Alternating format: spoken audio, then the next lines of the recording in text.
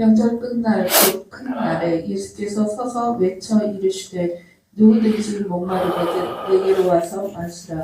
나를 믿는 자는 성경의 이름과 같이 그 배에서 생수의 강이 흘러나오리라 하시니. 아멘. 오늘은 종료주일입니다. 이 땅에 아기 예수님으로 오셔서 이제 마지막 많은 일들을 감당하시고 공생의 3년을 보내시면서 최후의 마지막 일주일을 보내시기 위해서 예루살렘 성에 예수님께서 나귀새끼를 타고 들어오신 날이 오늘입니다. 그래서 호산나 찬양 부르면서 예수님을 대대적으로 찬양하고 모셔드리는 귀한 날입니다.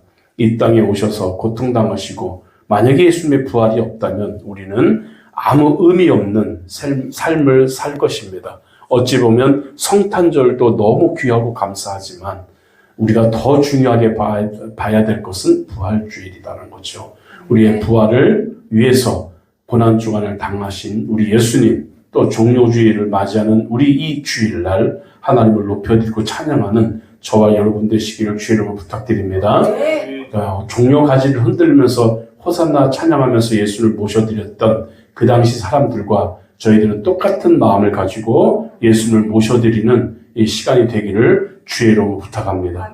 그래서 종려가지를 흔들면서 찬양 부르는 우리 예수님, 많은 백성들이 모여서 예수를 모셔드리고 아멘, 어서 오시옵소서 내가 주님을 믿나이다 하면서 고백하는 귀한 오늘 종료주일이 되시기를 바랍니다. 오늘은 우리가 교회가 살아야 이 사회가 산다라는 제목으로 말씀을 드리겠습니다. 따라합시다. 교회가 살아야 사회가 산다.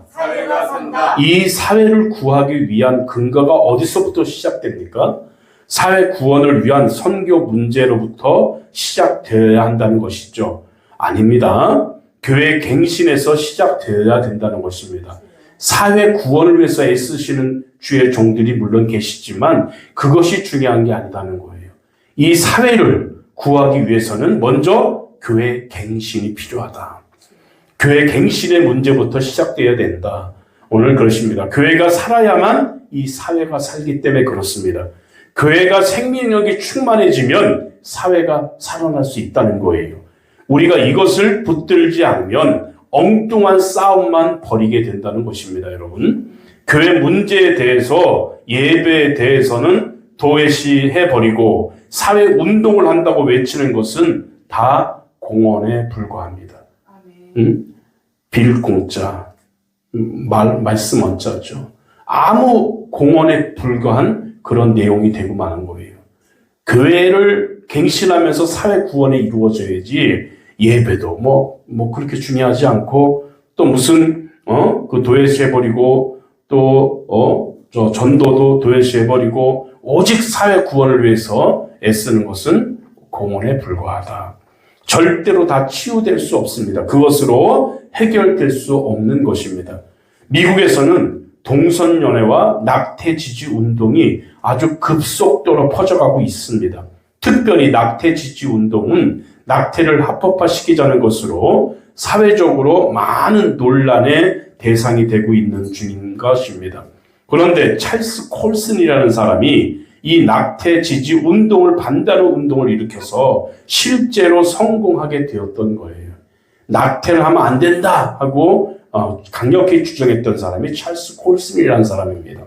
이 찰스 콜슨은 인터뷰를 하게 되는데 당신이 하는 싸움이 성공을 거두었군요. 참으로 축하드립니다. 낙태 지지 운동과 맞서서 성공을 거두었으니 말입니다. 그런데 이 찰스 콜슨이라는 사람이 이렇게 이야기했습니다. 지금 이 싸움의 승리는 승리의 반쪽도 되지 않습니다. 문제는 이 사회 운동이 아니라 영혼의 문제입니다. 이것이 정답인 줄 믿습니다. 사회운동으로 낙태 지지 운동이 반대하긴 했지만 근본적인 문제는 무엇입니까? 사회운동으로 해결될 게 아니라 영혼이 치유받기 전에는 해결될 수 없는 그 문제라는 뜻이라는 거예요. 찰스 콜슨은 애를 썼지만 그것을 반대운동으로 성공했지만 문제는 그것이 아니라는 거예요. 우리 영혼이 치유받기 전에는 해결될 수 없다는 것입니다. 바로 영혼의 문제라는 거예요. 낙태 문제도 우리 영혼의 문제라는 것을 깨닫기를 바랍니다. 동성연애도 우리 영혼에 문제가 있는 것이죠. 반대만 주장한다고 그게 성공이 되는 게 아니에요.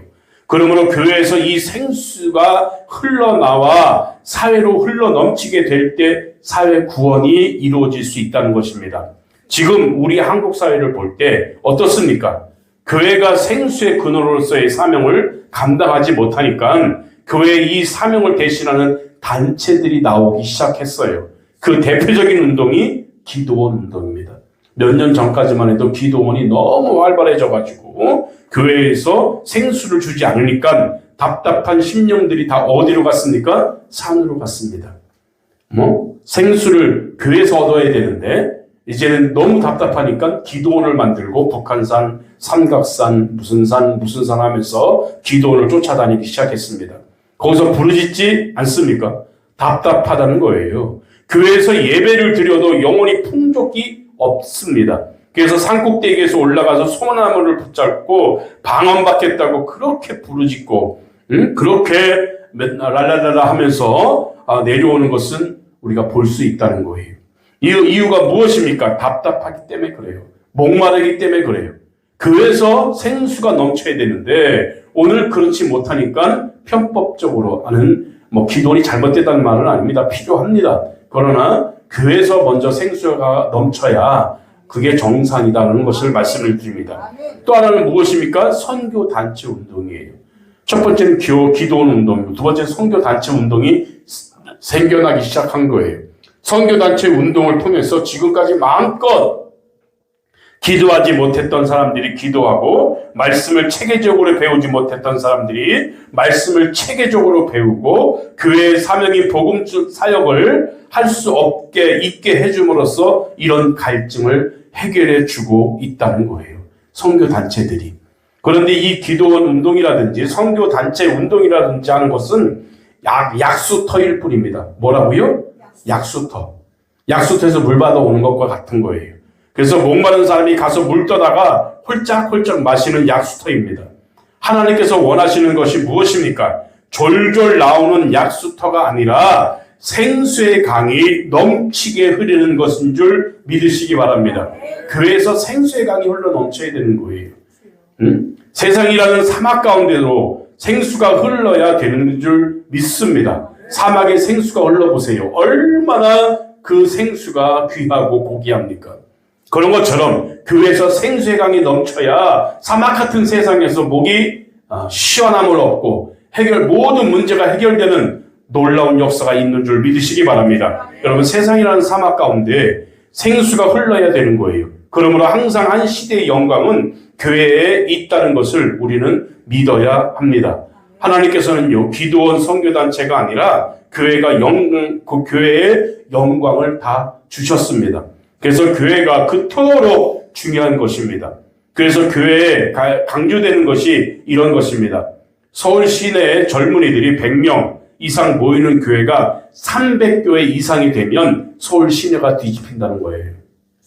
성남도 마찬가지고 경기도도 마찬가지겠죠. 100명 모이는 젊은이들이 모이는 교회가 300교 이상 되면 그 지역은 변화된다는 것입니다. 교회가 건강해져야 한국 교회가 소망이 있고 한국 사회가 소망이 있는 줄 믿으시기 바랍니다. 교회가 건강해져야 됩니다. 교회가 늙으면 안 돼요. 교회가 젊어져야 됩니다. 그러므로 교회에 살리는 운동에 힘을 다하고 교회를 위해서 기도하는 하나님의 백성들이 되기를 주의 이름으로 부탁드립니다.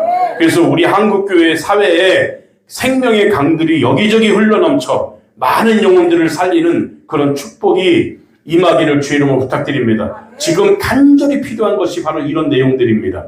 교회가 죽어 있어요. 생수의 강이 흘러넘치지 못합니다. 쩔쩔쩔쩔 거리고 있어요. 그러니까 편법적인 것들이 생기고 여기저기서 교회 아닌 단체들이 생기고 거기서 만족감을 얻고 그것은 곧 아까도 말씀드렸지만 약수터 같은 것이다.